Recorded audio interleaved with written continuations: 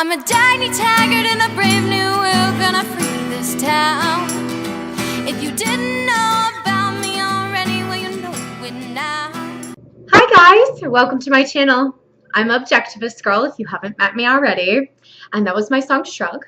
I'm also filming at the Free State Project headquarters in New Hampshire. So this is the Free State Project flag behind me. I hope you'll check it out at the link below. So today we are talking about man as an ends in and of himself. So you'll notice that I'm wearing a t-shirt today, which is kind of unusual. I don't know if you know it's unusual yet, but I don't normally wear t-shirts, but I got this as a gift. So check it out. Free shrugs. Yup. Okay. So I got this from probably one of the most generous men I've ever met. He's a state rep in New Hampshire, and that's what makes New Hampshire so cool is that the state reps are actually normal people. I would recommend a move to New Hampshire for anyone. It's super awesome here. Moving right along. Man as an ends in and of himself. So Ayn Rand says, every man is an ends in himself, not the means to the ends of others. He must exist for his own sake, neither sacrificing himself to others, nor sacrificing others to himself. The pursuit of his own rational self-interest and of his own happiness is the highest moral purpose of his life. Basically, what we're saying is that nature has endowed man with negative rights. And negative rights are basically the rights to not have things done to you.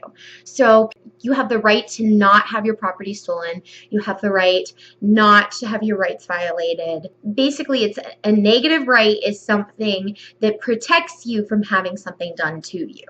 So we are endowed by nature with these rights. There are others, but there's a lot to go over, so I'm going to skip that. You can just look up negative rights online, and you'll learn more about negative rights than I could teach you in the small time that we have together. This means that we're able to be an ends in and of ourselves.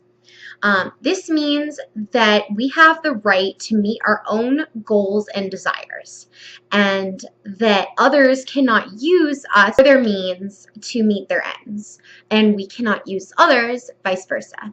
The word use is very important here, and that's what I want to go over for a few moments here. So the word use is defined in this video, at least, as being when there's not a mutually beneficial exchange. Mutually beneficial exchanges is something you'll hear a lot in objectivist ethics. Objectivists believe that to have a proper exchange, both parties must be first consenting and second, end up happy with the results. So you're in charge of your own happiness. So I don't have to consider whether asking you to do something for me is going to be to your benefit. You're responsible for that. But at the same time, I cannot enslave you or force you to do that. So you're responsible for your own happiness, but I can engage in a mutually beneficial exchange with you as a means to my ends. So as long as it is a voluntary exchange and I don't enslave you or force you, then I have a right to interact with you on that level, a mutually beneficial level. So now that you understand this, what does this all mean? So this means that we are free to pursue our own happiness as long as we're not violating anyone's negative rights. Happiness is a successful state of life, and pain is an agent of death. One must use their rational faculties to create happiness and avoid pain. This is why it is said that thought is the agent of life, and those who do not think will die. So, objectivists, I don't want to say obsess, but we're very promotional of the idea of thought and of using your rational faculties to benefit your life. So Ayn Rand says, but neither life nor happiness can be achieved by the pursuit of irrational whims, just as man is free to attempt to survive in any random manner, but will perish unless he lives in his nature as his nature requires. He is free to seek his happiness in any mindless fraud, but the torture of frustration is all he will find unless he seeks the happiness proper to man. The purpose of morality is to teach you not to suffer and die, but to enjoy yourself and live. Ayn Rand. Now to the morality of death. Thomas Hobbes, in The State of Nature, says that men are born free, they own their bodies and can choose to live or die. This is the natural state of things, and they're granted by nature this right, and it cannot be taken away from them because they exist, and their existence belongs to them. They have a right to choose to keep existing or not to exist. One has no right to choose whether another person lives or dies. So most people will agree that killing others is bad. Objectivists would agree as well, because you have a right to your own life. So that's a negative right. You have a right to not have somebody take away something that belongs to you, which is your life.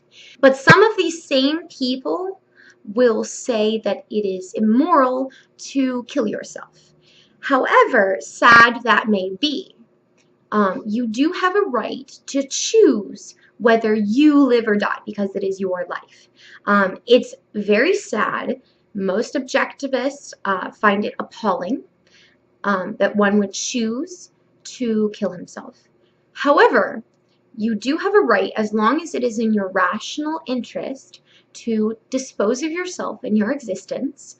But an objectivist would encourage you to make sure that it is a value judgment. So we would say that it would be in your rational self-interest if you are in immense pain and you are unhappy living, you have no ability to take care of yourself, and you feel like you are burdening someone else, and you don't feel like it's a mutually beneficial exchange, and you're unhappy with your life, that you have the right to not exist.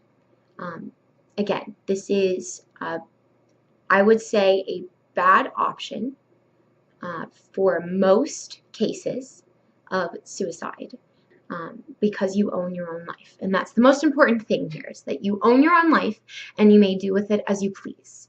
And that is the end goal for any objectivist, is to own their own life.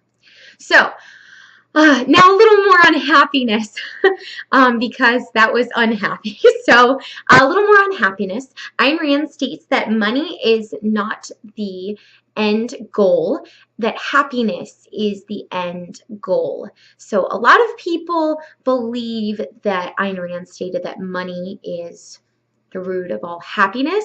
She actually only stated that it was the root of all good, because money helps us achieve, money is a tool to meet our goals. So money helps us achieve our happiness, and therefore money is good. So to find one's personal happiness, one must be free to pursue without fear of being enslaved by other men. This is why any morality that dares you to find happiness and the renunciation of your happiness, to value failure of your values, is an insolent negation of morality. This means that anyone who tells you to serve others without any exchange in it for you is a doctrine of death and a path of destruction. So I want to pose this question to you guys. So man is an end in and of himself, right? Or are we? What do you think? And what do you think about happiness being moral? Leave your comments below. I always look forward to hearing from my audience. So below, I've included links to my Facebook, Twitter, and blog, so you can hear even more from me. So make sure that you check those out. And if you would like to check out more of my song Shrug, please go to laurenrumpler.com. That link will be below as well. And make sure that you check out the Free State Project again, because it's super awesome. And use my referral link below if you decide to sign up for the Free State Project. So I'll get credit for your move. Make sure that you guys join me next week for my next video, which will be a news video. I'll be talking about the things that have happened over the past month and what Ayn Rand would be saying about those things. So always remember, guys, knowledge is not for all men, but for those who seek it. So keep seeking.